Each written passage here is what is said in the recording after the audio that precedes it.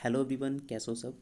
तो फाइनली सभी लोग इंतज़ार कर रहे हैं कि एसएससी एमटीएस टायर 1 का रिज़ल्ट आखिर कब तक आएगा। और मैंने पहले ही कहा था कि आपका जो रिज़ल्ट है वो 25 सितंबर के बाद ही आ सकता है। और काफ़ी लोग इंतज़ार कर रहे हैं, तो थोड़ा सा चेंज आपको देखने को मिल सकता है कि रिज़ल्ट आखिर कब तक आएगा। और इस वीडियो में मैं आपको एक चीज़ जो कि चेंजेस मुझे जहाँ तक लग रहा है देखने को मिल सकता है कि फ़िज़िकल और डिस्क्रिप्टिव में थोड़ा सा स्लाइटली चेंज देखने को मिल सकता है। तो क्या होगा ये सब हम वीडियो में डिस्कस करेंगे, तो वीडियो को पूरा ध्यान से लास्ट तक देखें, ठीक है। और चैनल अगर सब्सक्राइब नहीं किए तो सब्सक्राइब कर दें। इससे पहले मैं बता दूं कि अगर आपके जो आपने आंसर की देखी होगी तो आपके कितने मार्क्स बन रहे हैं वो भी आप कमेंट बॉक्स में कमेंट में शेयर करें। मैं ज़रूर रिप्लाई दूंगा कि आपके कैसे मार्क्स रहे। एंड सबसे पहले चलते हैं, और नॉर्मलाइजेशन कितना हो सकता है ये भी मैं इस वीडियो में डिस्कस करूँगा। कौन सा शिफ्ट हार्ड रहा, कौन सा शिफ्ट इजी रहा, तो उसके बेसिस पे भी हम देखेंगे। तो आगे बढ़ते हैं। सबसे पहले चलते हैं नेक्स्ट स्लाइड पे। ये है एसएससी एमटीएस टायर 1 की नॉर्मलाइजेशन कितना हो सकता है। तो मैंने पांच पांच शिफ्ट लिए हैं, पांच हार्डेस्ट शिफ्ट लिए, पांच इजीएस्ट शिफ्ट लिए हैं, ठीक है। इनमें से जिनका भी शिफ्ट ये पढ़ रहा होगा वो आप देख सकते हो, राइट। और बाकी जो शिफ्ट हैं या बाकी जो डेट हैं एग्ज़ाम के, वो मॉडरेट शिफ्ट में आ सकता है। उसमें स्लाइटली आपको मार्क्स इंक्रीज़ होते हुए ही दिखेंगे, ठीक है। लेकिन कितना होगा ये बताना थोड़ा मुश्किल है। सबसे पहले हम चलते हैं कि आपके जो मार्क्स होंगे वो कितने इंक्रीज़ कर सकते हैं। सबसे पहले बात करते हैं हार्डेस्ट शिफ्ट की। तो ये है हार्डेस्ट शिफ्ट, आप यहाँ पे देख सकते हो किस किस डेट पे कौन सा शिफ्ट है, राइट। तो इन शिफ्ट में जो सबसे हार्डेस्ट अभी तक पता चला है रैंक IQ डेटा पे, और जो RB रिवोल्यूशन जो शुभम जैन सर ने बताया था उनके बेसिस पे मैं आपको बता रहा हूँ। तो क्योंकि उनके पास डेटा काफ़ी ज़्यादा होता है तो काफ़ी हद तक सही एनालिसिस हो पाता है उससे। तो 5 जुलाई है ना, 5 जुलाई थर्ड शिफ्ट जिनका है उनको सबसे ज़्यादा बेनिफिट देखने को मिल सकता है। उसके अलावा 8 जुलाई, 6 जुलाई और आ, ये शायद 8 जुलाई का फर्स्ट शिफ्ट है ना। तो 8 जुलाई का फर्स्ट और सेकंड शिफ्ट जिनका जिनका है उनको काफ़ी बेनिफिट देखने को मिल सकता है। और 21 जुलाई को थर्ड शिफ्ट है, ये भी हार्डेस्ट शिफ्ट में से रहा है। तो इनमें जो एक्सपेक्टेड इंक्रीज़ आप देखने को मिल सकता है वो जहाँ तक मुझे लग रहा है कि ये आपका 6 to 8 मार्क्स आपको देखने को मिल सकता है। अगर आपके मार्क्स 75 या 80 के अप्रॉक्स हैं तो आपके इतने इंक्रीज़ होंगे होंगे, ठीक है। आप ये निश्चिंत रहें। और रही बात इंक्रीमेंट की, तो इस बार जो पेपर का जो लेवल रहा वो मॉडरेट रहा है, ठीक है। आप सबको पता है कि रीजनिंग और मैथ्स काफ़ी मॉडरेट शिफ्ट करा, मॉडरेट टू इजी कह सकते हो, ठीक है। थोड़ा सा जो लेवल अप हुआ था वो इंग्लिश का था। और जीके तो सेम रहा, आप सबको पता है कि जैसा 2019 में रहा वैसा ही रहा। एंड ओवरऑल अगर पेपर देखा जाए तो सब इक्वल ही चले हैं, ठीक है। किसी का भी ऐसा नहीं कि बहुत ही इजी आ गया है, किसी का बहुत ही हार्ड आ गया। मॉडरेट मतलब इक्वल रहे सब पेपर। बट फिर भी उनमें से अगर देखा जाए कि कौन सा हार्डेस्ट रहा, कौन सा ईजीएस्ट रहा, तो ये सारे हमारे हार्डेस्ट शिफ्ट हैं। अगर इनमें से आपका कोई लाइज कर रहा है तो आपके मार्क्स काफ़ी अच्छे हद तक इंक्रीज़ देखने को मिल सकते हैं। रही बात ईजीएस्ट शिफ्ट की, तो आप ये देख सकते हैं ईजीएस्ट शिफ्ट में कौन कौन सा रहा। 26 का थर्ड शिफ्ट है और यहाँ से लेके 19 का सेकेंड शिफ्ट तक। इन शिफ्टों में अगर आपका एग्ज़ाम पड़ा है तो आपकी ईजीएस्ट शिफ्ट बन रहे हैं। अगर आपके मार्क्स इसमें अच्छे खासे हैं, 80 या 75 प्लस भी हैं, तो भी आपको इंक्रीज़ देखने को मिलेंगे, बट उतना ज़्यादा नहीं देखने को मिलेंगे जितना कि हार्डेस्ट शिफ्ट को मिलते हैं। तो इसमें आपको मैक्सिमम आपको 1 से 2 मार्क्स तक आपको इंक्रीज़ देखने को मिल सकते हैं, राइट। बाकी जो शिफ्ट बचे हैं उनमें इंक्रीज़ होगा, बट इतना ज़्यादा नहीं होगा। हो सकता है 2 3 4 इतना ही इंक्रीज़ देखने को मिल सकता है। और आप सबको पता है कि ये 100 मार्क्स का पेपर है, इससे ज़्यादा इंक्रीज़ आपको देखने को नहीं मिल सकता, राइट। क्योंकि 100 मार्क्स में आप CHSL वगैरह दिए होंगे तो आपको पता होगा कि उसमें 10 मार्क्स 12 मार्क्स इंक्रीज़ करते हैं, लेकिन वो पेपर 200 मार्क्स का होता है, राइट। यहाँ पे आपका 100 मार्क्स का है, तो इससे ज़्यादा आपको इंक्रीज़ देखने को नहीं मिल सकता, राइट। तो ये रहा ईजीएस्ट और हार्डेस्ट शिफ्ट के बारे में कि नॉर्मलाइजेशन कितना जा सकता है। आई होप आप सब सेटिस्फाइड होंगे, और हो सकता है कि इनमें से कुछ ऊपर नीचे हो, ठीक है। बाकी रिजल्ट आने के बाद ही पता चलेगा।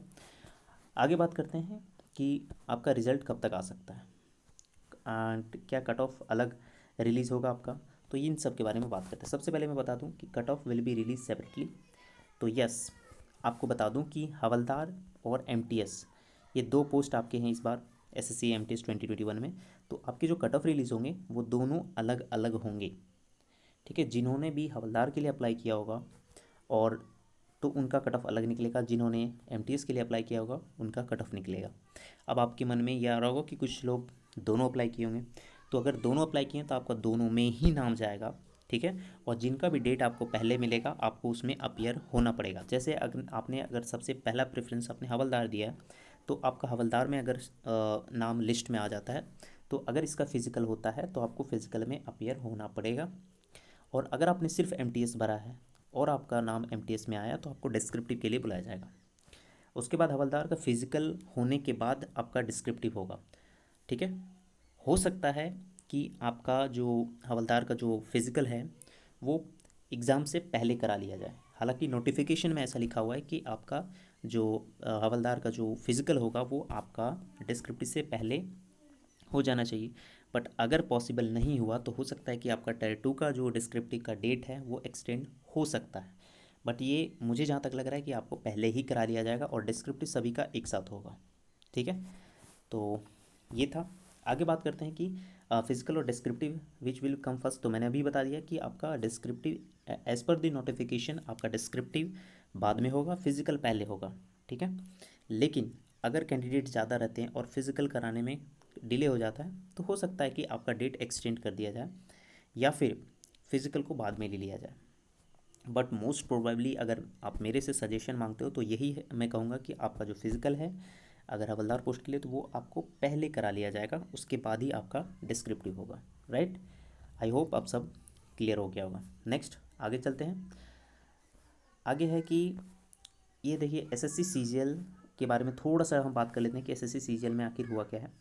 तो आप देख सकते हो टायर 3 और टायर 4 आपका ख़त्म कर दिया गया। जो भी एसएससी एमटीएस के कैंडिडेट हैं वो एक लेवल तक आप समझ सकते हो कि आप सीजीएल की तैयारी ज़रूर कर रहे होगे, ठीक है। और अगर आप सीजीएल की तैयारी करो तो आप सबको ये पता चल गया होगा कि टायर 3 टायर 4 अब लगभग ख़त्म कर दिया गया है, ठीक है। जिसमें आपका डिस्क्रिप्टिव होता था उसको भी रिमूव कर दिया गया है और कंप्यूटर प्रोफिशिएंसी टेस्ट होता था वो भी हटा दिया गया। तो इससे क्या होगा, काफ़ी समय बचेगा, यानी रिजल्ट देने में काफ़ी डिले हो जाता था, 2 साल 3 साल लग जाते थे, ठीक है। ज्वाइनिंग होने तो 3 साढ़े 3 साल हो ही जाता था। तो इस चीज़ को कम करने के लिए इन्होंने टायर 3 टायर 4 को रिमूव कर दिया है एंड टायर 1 आपका क्या कर दिया गया, क्वालिफाई कर दिया गया। यानी अगर टायर 1 क्वालिफाई होता है तो वैसे भी हमारा जो टायर 1 है वो उसकी कट ऑफ कम जाती है बाकी एसएससी सीएचएसएल या एमटीएस की तुलना में अगर देखा जाए तो। और इस बार तो वैकेंसी भी बहुत ज़्यादा है, लगभग 20,000 प्लस वैकेंसी है।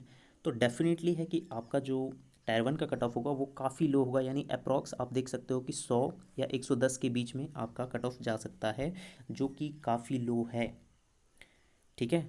और ये कट ऑफ काफ़ी लोगों को राहत दिया है कि हालांकि इसका मार्क्स नहीं जुड़ेगा लेकिन सभी लोग क्या होंगे, मेंस के पेपर में बैठ पाएंगे। और ये बेसिकली जो मेंस का आपका सिलेबस आपने देखा होगा, ठीक है। नोटिफिकेशन अगर आपने नहीं देखा तो मैं डिस्क्रिप्शन में लगा दूंगा। तो उसमें जो डिस्क्रिप्शन का जो डिस्क्रिप्टिव एग्ज़ाम जो होता था, सॉरी जो मेंस एग्ज़ाम होता था उसमें सिर्फ मैथ्स और इंग्लिश आता था, यानी जिनका मैथ्स स्ट्रॉन्ग होता था वही सीजीएल क्रैक करते थे। लेकिन इस चीज़ को अब रिमूव कर दिया गया है। कोई भी कैंडिडेट जो एसएससी का तैयारी कर रहे हैं या बैंकिंग का तैयारी कर रहे हैं या किसी भी गवर्नमेंट जॉब का तैयारी कर रहे हैं तो वो अब एसएससी सीजीएल निकाल सकते हैं, क्योंकि इसमें रीजनिंग भी लाया गया है, इंग्लिश भी लाया गया और जीएस भी लाया गया, ठीक है, जो कि काफ़ी हद तक सही है। तो ये था ओवरऑल। आई होप आपको सेटिस्फाइड रहेंगे वीडियो की। अब हम बात कर लेते हैं कि थोड़ा सा कि आपका रिज़ल्ट कब तक आ सकता है। तो आपका रिज़ल्ट की बात कर लें तो रिज़ल्ट आपका जो है वो मोस्ट प्रोबेबली है अक्टूबर के फर्स्ट वीक में आपको देखने को मिल जाएगा। उससे पहले मुझे नहीं लग रहा कोई चांस है, ठीक है। थोड़ा सा डिले इसलिए हो रहा है क्योंकि इस बार जो शिफ्ट थी वो काफ़ी ज़्यादा थी और जो आपका क्वेश्चन जो मिस्टेक हुआ था वो भी कुछ हद तक ज़्यादा ही था, जिसकी वजह से क्या हुआ, थोड़ा डिले हो रहा है। और इस बार 2 पोस्ट हैं, ठीक है, तो इसमें डिसीजन मेकिंग में थोड़ा सा डिले हो रहा है। तो मोस्ट प्रोबेबली है आपका अक्टूबर या हो सकता है 1 अक्टूबर या 2 अक्टूबर को आपको देखने को मिल जाए। बट आपको मैं इतना श्योरिटी दे सकता हूँ कि फर्स्ट वीक आपका अक्टूबर तक आपका रिजल्ट आ जाएगा, राइट। तो कैसा लगा वीडियो आप कमेंट बॉक्स में कमेंट करें और चैनल को ज़रूर सब्सक्राइब कर ले दोस्त। तो यही था, थैंक यू।